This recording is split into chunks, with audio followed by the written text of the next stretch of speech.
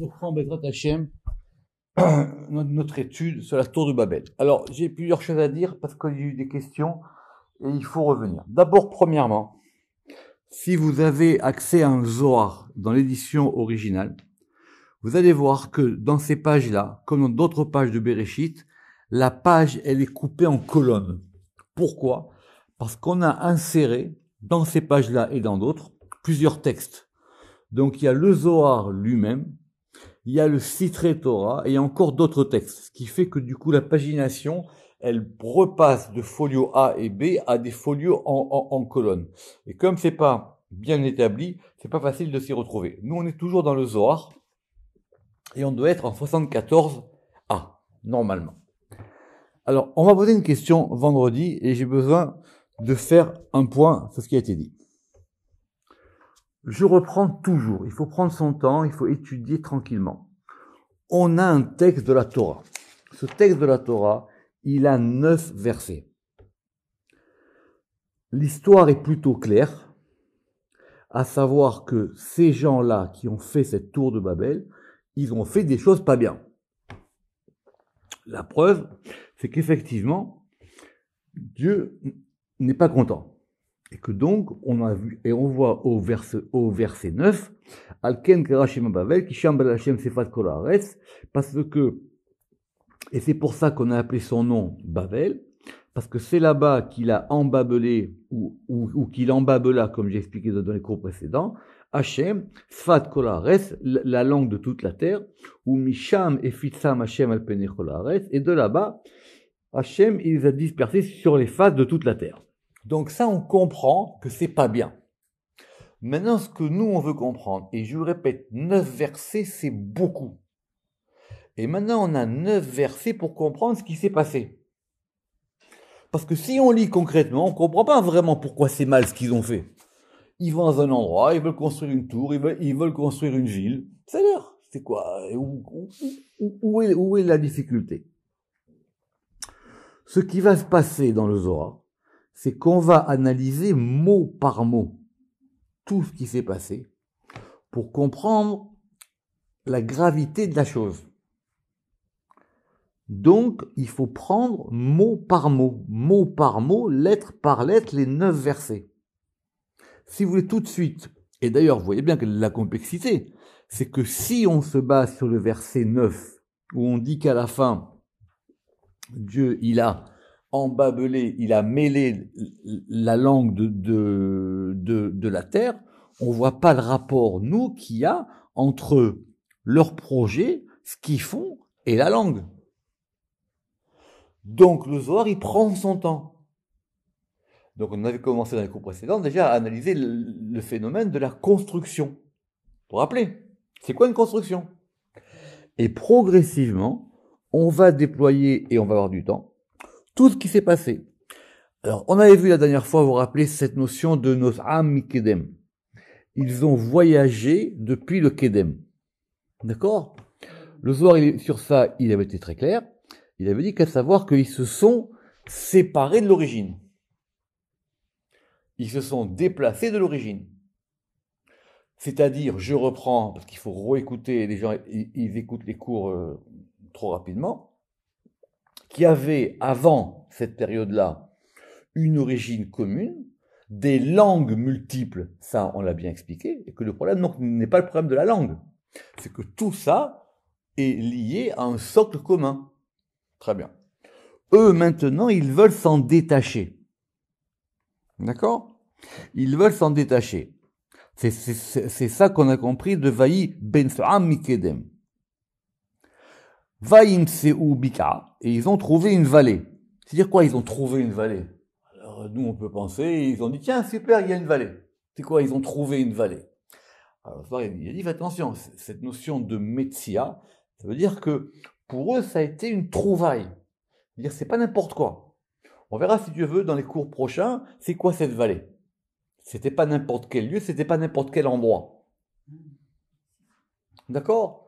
On verra qu'il y a des midrashim qui racontent que c'est la fameuse vallée où Ézéchiel il va ressusciter les morts. J'avais déjà cité le Rama qui avait dit que c'était là-bas qu'avaient été enterrés les morts du déluge. Bref, ils ont choisi un terreau. On construit pas une maison n'importe où. Be'eretz Shin'ar, dans la terre de Shin'ar, on y reviendra. Vayishvu Sham, mais ils se sont installés là-bas. On reprend. Vayomru Ishel Reu, et ils ont dit un homme à son prochain, Hava, allons. On était resté là-bas dans le Zohar, nous. Dans le Zohar, qu'est-ce qu'on avait dit? On avait dit que c'était quoi cette notion de Hava? D'accord? Alors le Zohar là-bas, il avait dit que Hava est la Azmana Be'alma. C'est-à-dire que, alors c'est vrai que Hava, ça veut dire allons, mais le Zohar il dit c'est le fait d'avoir un projet, c'est une invitation. D'accord? Je vous invite à. Donc participons ensemble à. C'est ça le Hava. Et notre fameux élément, et on passe tout de suite au verset 4, on reviendra après sur l'histoire de la pierre et de la brique. Nivne lanu iru migdal, et nous allons nous construire une ville et une tour, verosho vashamaim, et son sommet sera dans les cieux. Venaase lanu shem, et nous nous ferons un nom. Donc ça fait beaucoup quand même. Donc on va construire une ville, une tour, dont apparemment la tour aura le sommet au ciel, et nous nous ferons un nom. Pen nafutz al pene chol haaretz, sinon nous nous disperserons sur les faces de toute la terre. Donc c'est pas clair. D'accord? Donc c'est pas clair. Donc nous, on va, et grâce au Zohar, essayer maintenant de rentrer à l'intérieur de ça, et de comprendre ça. Donc il faut pas être pressé. Il faut prendre les choses doucement. Si vous vous en souvenez, parce qu'il faut être précis, qui est-ce qui parle? Celui qui parle depuis déjà à la fin de 74b, celui qui parle c'est Rabbi Chia. Et Rabbi Chia, il a dit, c'était quoi? Vous vous rappelez, c'était notre fameuse histoire sur les vagues. Vous vous rappelez, les vagues, elles vont toujours et elles veulent essayer à chaque fois de rejoindre la terre. Et ça fait quoi? Ça fait sortir des ordures. C'est très bien. Et qu'est-ce qu'il avait donné comme exemple? Il a dit, c'est comme des gens qui sont sous. Alors ils sont sous, alors ils voguent et ils titubent et ils marchent pas bien debout. D'accord? Et donc, ils ont fait sortir ça. Simplement, à la fin de ce qu'il dit Rabbi Chia, ils sont tous venus dans un mauvais conseil. C'est-à-dire quoi, mauvais conseil? C'est-à-dire dans une mauvaise intention. Il y a quelque chose de mal qui leur a pris. À tous les sarbabés Bekocha Berichou. Et ils sont venus pour refuser l'autorité divine. Bishtuta hatu betibshu deliba. Et ils sont venus en sottise, en bêtise du cœur. Ça, c'est l'opinion de Rabbi Chia sur laquelle on va revenir. Rabbi Abba, il dit, Amar Rabbi Abba, et c'est pour ça qu'on a deux interlocuteurs, parce que ça veut dire que les deux, ils sont pas d'accord. Shtuta nisivu belibayou. C'est vrai. Ils ont pris quelque chose de complètement sot dans leur cœur. Aval bechorma dirsha'u atu. Mais ils sont venus avec une sagesse qui est la sagesse du mal. Begin, pourquoi faire? Les nafka mereshu ila, pour sortir de l'autorité supérieure, les reshu ahara vers une autre autorité, ou la halafa yakare, et pour voir et pour échanger son honneur à qui? Son honneur à Dieu, les kara nochra, par un honneur étranger. Ou vechula, et dans tout, itraza de chochomaïla, il y a un mystère de la sagesse supérieure. Alors, c'est très énigmatique ce que le Zohar il veut nous dire ici. Déjà, premier point, nous on a compris qu'il y avait une discussion entre Rabbi Chia et Rabbi Abba. Un, il pense, c'est quoi? C'est une bande d'idiots. C'est une bande d'idiots. Ils ont voulu se rebeller, ils ont construit un truc. Dans quel but? On n'en sait rien. C'est quoi le but? En quoi le fait de construire une ville, c'est le fait de se rebeller contre Dieu? Et Rabbi Abba, il dit non, c'est beaucoup plus grave que ça. Rappelez-vous que dans la Gemara, on va dire dans Sanhedrin à la fin, il y a des générations qui n'auront jamais droit au monde futur. Même la résurrection des morts, ils ne reviendront jamais. La génération du déluge, la génération de Babel. Après, il y a une discussion, est-ce que la génération du désert, est-ce que la génération du Vaudois, etc. Donc ces gens-là, ils sont perdus, c'était fini. Il n'y a ni Gilgoul, il n'y a rien du tout, c'est fini, stop. Leur histoire s'arrête là. D'accord? Ça, c'est une Gemara dans Sanhedrin, c'est à la fin de Sanhedrin. Il y a une discussion, etc. En tout cas, lui, il dit, ils ont fait quelque chose de très très mal. Maintenant, relisons. Amar Rabbi Abba, shtutan esivu belibayu. Effectivement, c'est quelque chose de sot, c'est bête ce qu'ils ont fait. Aval bechorma dirsheu, mais ils sont venus avec une sagesse du mal, une sagesse du crime. Berin nafka mereshuila, pour pouvoir sortir de l'autorité supérieure vers l'autre autorité. Autrement dit, on veut changer de patron. En quoi c'est lié au fait de faire une tour? En quoi c'est lié au fait de faire une ville? Ou bechula le'achlafa yikara li'ikara nuchra, et échanger son honneur, ça veut dire on veut changer de direction, on veut changer son honneur pour un honneur étranger. En quoi c'est lié au fait de faire Ir Vemigdal? Ou bechula, et dans tout, il y a un mystère de la sagesse supérieure. Je vous avais cité la dernière fois le Ramak. Et cette notion un peu particulière, ça veut dire quoi que et dans tout il y a un mystère de la sagesse supérieure. Ça veut dire quoi? Est-ce qu'il y avait une sagesse particulière? Est-ce qu'ils ont fait des choses particulières? C'est quoi ce fameux mystère? C'est quoi ce qu'on nous cache, si je peux parler ainsi? D'accord? C'est quoi ce qu'on nous cache? C'est quoi qu'il y a derrière? Or là, le Zohar, évidemment, il ne nous aide pas. D'accord? Le Zohar, il dit rien. D'abord, n'oubliez pas que le Zohar, il dit moins souvent que ce qu'il dit pas. D'accord? Très bien. Le Ketem Paz, il dit que chez les auteurs classiques, le Rekanati, le Rabbi Yehuda Chayat, c'est-à-dire ce sont les kabbalistes avant la diffusion du Zohar, il y a une discussion plus profonde là-bas. Et par rapport à ça, et qui est reprise dans le Ramban, qui est reprise dans Narmani, il dit c'est quoi cette notion de Ir Vemigdal? C'est quoi cette notion de Ir Vemigdal? Et d'autant plus que la Torah, qui nous donne tous les indices, la Torah elle dit, c'est quoi cette notion que Avan nilbena levenim venisrefa lesrefa? On va faire des briques et on va les flamber, et la brique pour eux est devenue une pierre. Vous vous rappelez ça? Et le bitume a été pour eux de l'argile. Vous vous rappelez ce qu'on a vu au début. Qu'est-ce qu'on a vu au début? On avait dit que c'est très simple. Ils sont là-bas, il n'y a pas de pierre, parce que c'est une vallée, parce que les pierres, on les trouve quand on est à flanc de montagne. Donc ils ont bricolé avec de l'argile pour faire des briques. Ça, c'est le pshat. Apparemment, ça, c'est le secret de leur construction. C'est comme ça qu'il dit Abou Lafia. Ils ont mis au point une méthode de construction spéciale pour faire leurs bâtiments, leurs villes et leurs tours spéciales. Et ça veut dire quoi? Ir vemigdal verosho vashamaim, c'est-à-dire une ville et une tour dont le sommet atteindrait les cieux. Alors lui dit un truc que j'ai vu nulle part ailleurs. Il dit ils ont voulu reconstruire le modèle céleste en bas.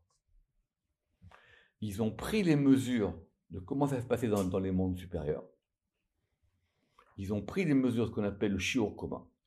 Comment ça se passe en haut. Et ils ont voulu reproduire ça en bas. Ils ont refait une configuration, j'aime pas le mot, mais c'est celui-là, métaphysique, indépendante. Ils ont reconstruit un système. Ils ont reconstruit un système. Ils ont pris les mesures exactes, qu'ils savaient, c'est pas n'importe qui. Ils savaient quelles étaient les mesures des mondes d'en haut, comment ils fonctionnent. Et ils l'ont reproduit en bas. Donc c'est pas un style qu'ils ont fait un petit bâtiment avec un truc comme ça. À tel point que vous vous rappelez, et on l'avait vu, et on le reverra, que la conséquence de ça, qu'il y a marqué Vaïred Hashem Lirot et Taïr, que Dieu il est descendu pour voir la ville. D'accord? On va y venir doucement. Donc reprenons notre Zohar, j'ai pas tout traduit, mais je vais le faire. Reprenons depuis Rabbi Abba. Donc je redis ce qu'il a dit. Donc il dit effectivement, attention, c'est pas simplement une bêtise. Il y a quelque chose de très grave qui se passe, et dans lequel il y a un secret. Parce que faire des fautes, c'est pas compliqué. Mais faire des fautes graves, il faut être rohma. Il faut être rohma. D'accord? On a vu dans le Vaudor. Si vous n'avez pas une rohma derrière, vous pouvez toujours prendre tout l'or que vous voulez, vous mettez dans le feu, ça ne sortira pas un veau. D'accord? Midrash peut regarder ce qu'il veut. Il y a quelque chose derrière. Donc c'est employer des forces secrètes au service du mal. Alors, donc, on va maintenant reprendre, d'après l'avis de Rabbi Abba, le déroulé. Ava nivne lanu hir ve migdal. Donc, on reprend les versets. Ava nivne lanu hir ou migdal. Nous allons maintenant, nous allons construire une ville et une tour. Très bien. Tahazé, viens et vois. Donc, le Tahazé dans le Zohar, on a compris. Kadmatu le Aibika. Lorsqu'ils sont parvenus dans ce lieu-là qui s'appelle la Bika. C'est quoi Bika? En hébreu, c'est une vallée. Ça vient de quelle heure? Ça vient du verbe bokea. C'est quoi bokea? C'est le fait de transpercer. C'est le fait même de creuser. D'accord? Alors, en hébreu, Bika, c'est parce qu'évidemment, une vallée, c'est un peu quelque chose qui est creusé entre deux montagnes. Mais ici, on va s'attarder au mot. Kadmatu le Ay Bika, lorsqu'ils sont parvenus dans cette vallée, dans cette Bika. Deyi'u Reshu Nukhra, et c'est quoi cette Bika? C'est le domaine de l'autre côté. C'est l'autorité étrangère.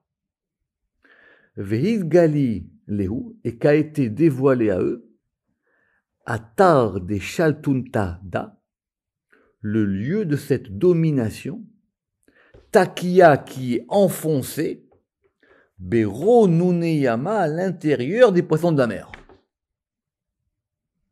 Donc, c'est pas n'importe quoi. On verra après un texte du Zohar dans les Tosafot que je vous ramènerai qui va détailler ça. Ils ont dit attention, ce lieu-là, c'est pas n'importe quoi. C'est un lieu particulier.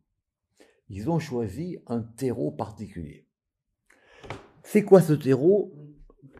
Alors, le Zohar, il est évidemment énigmatique, mais il est pour ça le Zohar.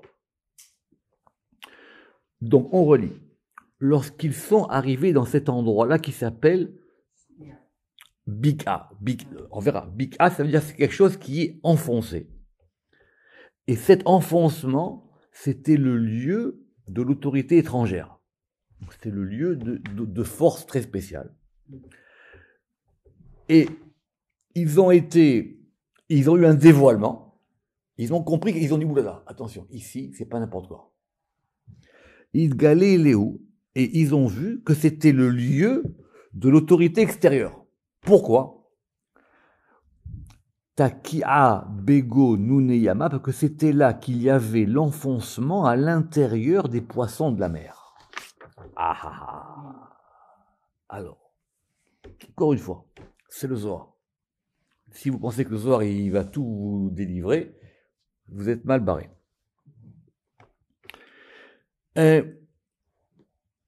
En fin de compte, ils ont trouvé un lien de connexion vers le mal. C'est-à-dire, ils ont trouvé un point d'enfoncement dans la malchoute, comme ça il dit le Ramak. C'est ça, cette notion de Bekia. Une Bekia, ça serait même une percée. Ils ont trouvé un lieu de percée. Et ce lieu de percée, il leur a permis de tirer une force. D'accord? Ils ont trouvé aujourd'hui on dirait un portail, d'accord? Mais un portail de l'autre côté. Oui, mais en même temps qui leur permet de tirer des forces de là-bas. On verra ça plus tard d'après le Midrash. Amrou, on verra après à quoi ça correspond. Pour le moment, ça c'est la première version du Zohar. Qu'est-ce qu'ils ont dit? Ouh là là, Amrou. Ha atar les métaves, ils ont dit, voilà, ça c'est un endroit où il faut, où c'est là qu'on va s'arrêter. Donc eux, ils ont un projet. Leur projet, c'est de se détacher de l'origine. Très bien. Maintenant, il faut trouver. Ils trouvent l'endroit. Donc il y a un projet, et maintenant il y a un lieu. Ils trouvent l'endroit. Et qu'est-ce qui se passe?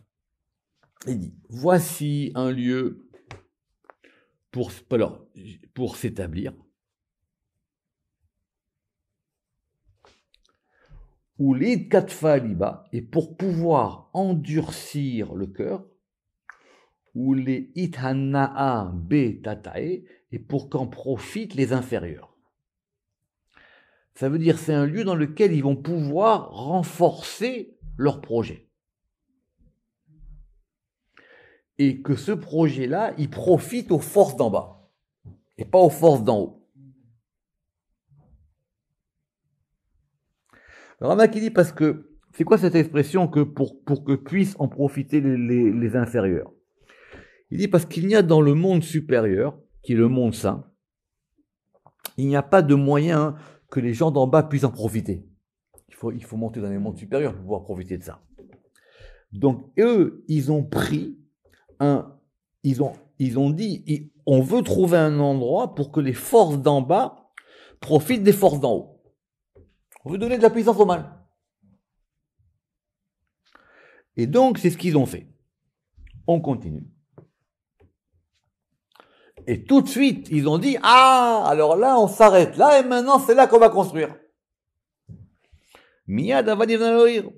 Venatkin beatarda. Et on va maintenant arranger dans ce lieu-là notre fameuse ville et notre fameuse tour.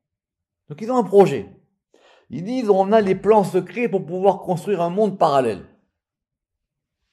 Maintenant, ça ne pourra pas n'importe où. Vous voulez planter des pommes, vous n'allez pas les mettre au bord de la plage. D'accord. Donc ils ont dit maintenant on a trouvé le lieu idéal. Ce qui est intéressant, c'est que le Zohar, il nous explique pas la force de cette notion de Ir et Migdal. Comment nous c'est dire quoi Ir et Migdal? C'est quoi une tour et une ville? Mais apparemment, il faut lire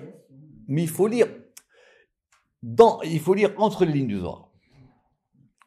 Et tout de suite, donc c'est ça. Donc le Ramak qui dit, c'est qu'ils ont voulu donner des forces au mal, et ils ont voulu donner des forces, on verra dans les autres degrés.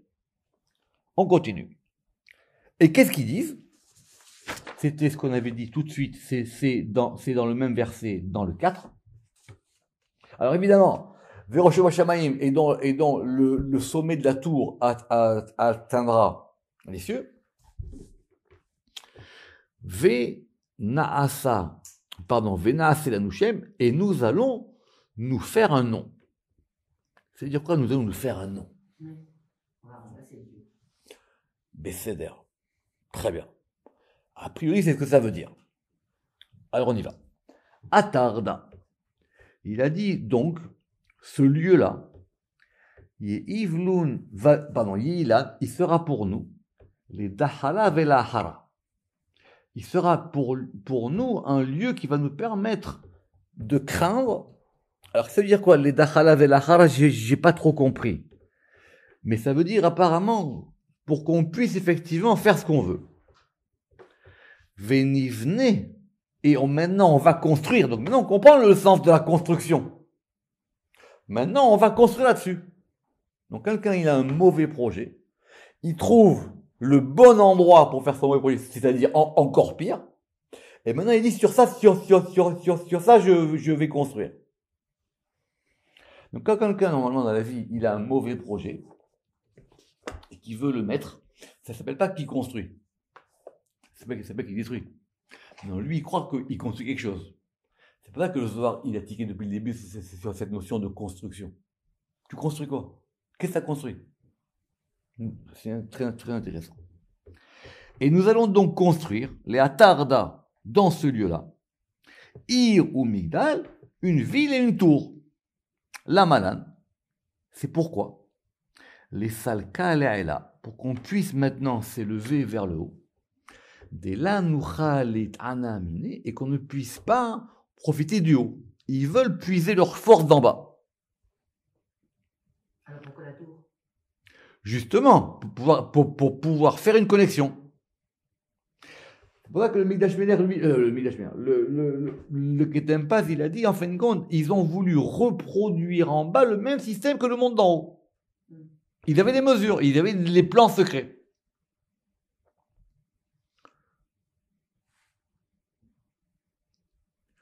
Venaase la Nushem, et nous nous ferons un nom, d'Halal Miflahtaman, c'est-à-dire pour pouvoir maintenant servir ce côté-là.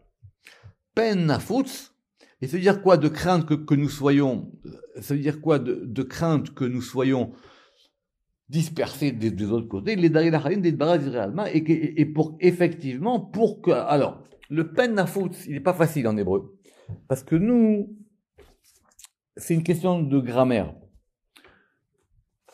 Si vous relisez le verset, il dit « Et nous nous ferons un nom, pen nafutz ».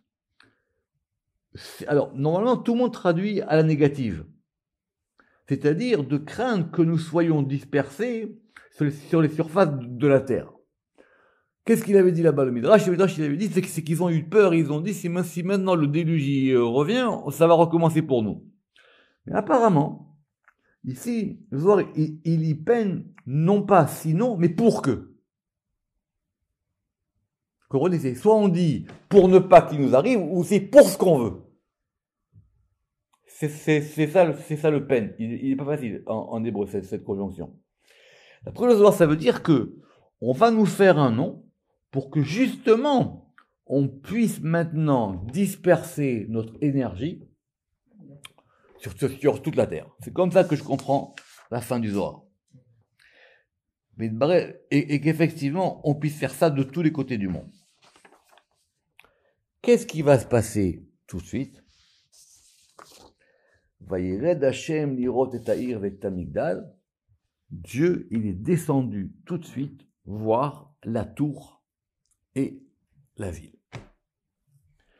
Alors, c'est connu, le Zohar, il va ramener Da'ouchad minu serzmanin denartashrinta le'ara. Très bien. Il y a marqué que, alors, le compte n'est pas clair, mais le détail n'est pas clair, mais le compte est clair. Il y a marqué 10 fois dans toute la Torah que Dieu est descendu. D'accord? Oui, 10 fois. C'est une des 10 fois où Dieu est descendu, ou pour être plus précis, où la Shrina, elle est descendue sur terre. D'accord? Ça dépend des Midrashim, si vous voulez, je vous les indiquerai. Mais le compte n'est pas clair, c'est comme les épreuves d'Abraham. Vous savez, les épreuves d'Abraham, tout le monde dit qu'il a 10, mais personne n'est d'accord sur les 10. D'accord? Donc, en tout cas, il est marqué 10 fois. On verra plus tard que le Zohar, il a dit... Attends, on va voir la suite. Alors, le Zohar, il pose une question. Vechima ou lirot, c'est-à-dire quoi que maintenant Dieu, il descend pour voir? Vela, Vayada, Mikalmadina, c'est-à-dire quoi? Il a besoin de Dieu, il est myope. Il se dit, tiens, c'est trop loin, je vois qu'il se passe de loin, j'ai besoin de voir. Vela, Vayada, et quoi? Il savait pas avant de ce qui se passait, il savait pas avant de quoi il s'agissait. Et là, l'irot, ça veut dire quoi, l'irot? Les hashgacha. L'irot, ça veut dire, c'est toujours pareil dans la Torah, quand on dit voir, c'est exercer quelque chose. Vous savez que le terme le plus précis pour la vision dans la Kabbale, c'est la hashgacha. D'accord? Ça vient d'un verset dans Shir HaShirim, Mashgiach min hachalanot mesit min harakim, où ça veut dire c'est le fait en même temps de surveiller. C'est le fait de donner un influx. D'ailleurs, c'est comme ça qu'on va traduire la providence dans la philosophie médiévale. La providence, c'est la hashgacha. C'est quoi la hashgacha? C'est le fait qu'il y a une surveillance divine. C'est-à-dire, c'est le fait que Dieu, il envoie un influx. C'est comme ça que, d'ailleurs, c'est très intéressant pourquoi est-ce qu'on a choisi ce terme de Hashgara pour la providence. Parce que la providence, c'est pas un terme juif au départ. La providence divine, ça veut dire que Dieu, il s'occupe de tout. Mais ça veut dire quoi d'après le truc de Shirachirim? J'avais fait une conférence il y a très longtemps, un colloque sur le Rambam, sur cette notion-là de Ashgacha. Euh, et d'ailleurs, même en hébreu moderne, c'est ce que c'est un mashgiach. Un mashgiach, c'est un surveillant. D'accord? Un mashgiach, c'est quelqu'un qui surveille les choses. Les Ashgacha B'dina, ça veut dire pour pouvoir maintenant regarder avec rigueur, c'est-à-dire pour pouvoir donner. En gros, c'est je veux descendre maintenant et je vais m'occuper de ça en lançant un regard de dîme. C'est ça ici la notion de l'irot.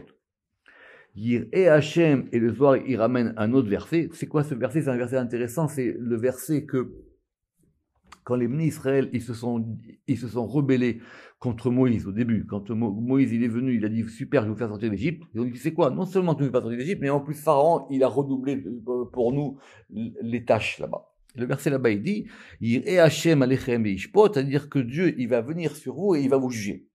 Donc ça sera encore plus dur. Donc, c'est-à-dire quoi que Dieu, il descend, ça veut dire qu'il descend pour maintenant, il dit, il faut que je règle ce problème. Il faut dire ça en gros. D'accord? Ça veut dire, je veux régler ce problème.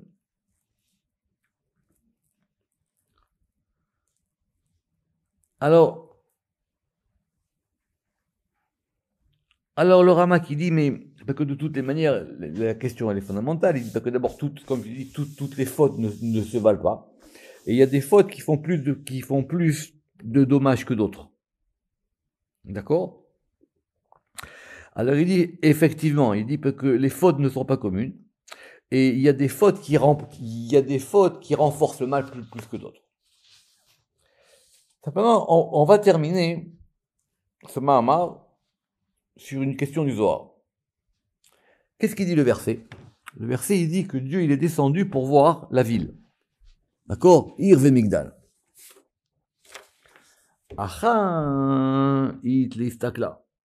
Il faut faire attention. Dès l'actif du Rotet Ben Adam, il n'est pas descendu voir qui était ce qu'il faisait. Ce qui repose, ce qui va comme il a dit le Ketempas. Il aurait pu dire, je viens voir ce qu'ils font, je viens voir qu'est-ce qui se passe. Il dit, je veux voir c'est quoi cette tour et cette ville. Donc c'est comme du Ketempas. Il a dit, attention, ici, ils veulent reconstruire un monde parallèle, je veux le voir de près. Le voir de près, ça veut dire, je veux maintenant exercer ma rigueur sur ça. Et là, dire Amigdal. Donc il a dit, je ne vais pas les voir. Je veux voir ce qu'ils ont fait. C'est intéressant ça. Eux, ça m'intéresse pas. Je veux voir qu'est-ce qu'ils ont produit. C'est quoi ce qu'ils ont fait? Pas eux. Amai. Pourquoi? Et là, Beshata de Ashgar Kuchel Berichu Bedina. Parce que lorsque Dieu il regarde les choses avec rigueur, Bekadmita Yashgiar Bedarga Delela. Alors d'abord, Dieu, il va regarder le degré d'en haut, c'est-à-dire à quoi ça correspond en haut. Ou le Batar Bedarga Dilta, et après le degré d'en bas. Ça veut dire, comme ça je comprends. Quand il a dit je veux voir la ville et le Migdal, c'est pas je veux voir ce qui se passe en bas. Je veux voir ce que ça produit en haut, ce qu'ils font. Dieu, il regarde d'abord le dommage qui est causé en haut. Dieu, il regarde d'abord qu'est-ce que ça produit en haut. Et après en bas.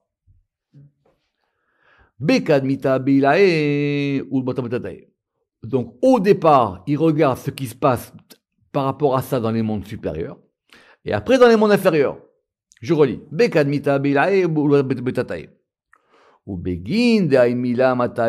Et lorsqu'il voit maintenant que cette chose-là, elle peut parvenir à faire des dommages en haut, et donc c'est pour ça que maintenant, il a commencé par regarder c'est quoi cette Ir Vemigdal en haut. Comprenez? C'est quoi cette Ir Vemigdal en haut?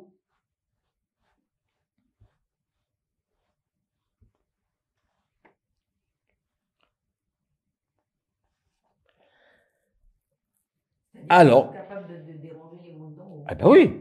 Ah ben sinon, c'est rien. C'est qu'il a voulu dire. C'est pas ce qu'il a voulu dire Rabbi Chia. Rabbi Chia, il dit faut pas aller jusque-là. Mais Habibi, oui. C'est ce qu'ils ont fait. Ça a produit beaucoup de dégâts. Donc cette expression que Dieu il descend pour regarder, ça veut dire il a vu ce que ça faisait en haut, il dit maintenant je vais m'occuper en bas. C'est ce que tout vient là-dedans. Bekadmita belae ou bata betatae. Alors que dit la suite du verset? Et la suite du verset, on l'avait déjà expliqué dans le premier cours. On va relire. Vayired, c'est le verset 5. Vayired Hashem, il est descendu Hashem, l'irot pour voir, rappelez-vous la question du soir sur l'irot, et Taïr Vetamigdal, la ville et la tour, Asher Banu Bene Adam, qu'on construit les fils de Adam. Alors ça, on va le revoir, le soir l'avait déjà dit plus haut. Ça veut dire quoi, Asher Banu Bene Adam? Pourquoi est-ce qu'on les a appelés ici Bene Adam? Pourquoi on les a appelés les fils de Adam? Alors, il y a une différence en hébreu entre Bene Adam et Bene Adam. D'accord? Bene Adam, ça veut dire les fils de Adam. Et Bene Adam, ça veut dire les fils de l'Adam, avec le L, avec l'article défini. Ça veut dire Benouï de Adam Kadma. Ce sont vraiment les fils du premier homme. C'est pas les fils de l'homme en général, c'est les fils de l'homme. Oui. C'est-à-dire les fils de celui qui a fauté. Le Zohar, il avait tiré la vanne en Parashat Noach, que normalement, après la faute de Adam, plus personne ne s'appelle Bene Adam. On s'appelle les enfants de Noé. Parce qu'au moins Noé, il n'a pas fait de bêtises. Quand on dit que ça s'appelle des Bene Adam, le Zohar, il dit que c'est pas bon. Parce que ça veut dire, c'est comme si on rappelle, le Zohar, il avait dit, c'est comme si on rappelle aux enfants la faute de leurs parents. D'accord? Alors, Benouï de Adam Kalma, les fils donc de Adam le premier, des Marad Bemaré, qui lui s'est rebellé contre son maître, Vegara Mutal et Alma, et qui a entraîné la mort pour le monde. Il renoue avec la faute originelle. Bene Adam. Asher Banu Bene Adam. Et ça veut dire quoi? Parce que le verset il dit, pour voir cette ville et cette tour qu'on construit les Bene Adam. Et on a encore une fois ce verbe de construction. Binyana Vadai. Il dit effectivement, c'est une construction. Garmou, ils ont vraiment entraîné cette construction. Ou Baou les Mivne là et là, et ils ont voulu construire quelque chose en haut. Ils ont voulu construire quelque chose qui aille jusqu'en haut. On verra la semaine prochaine la vie de Rabbi Shimon qui maintenant va parler. Baruch Adonai Le'olam. Amen ve Amen.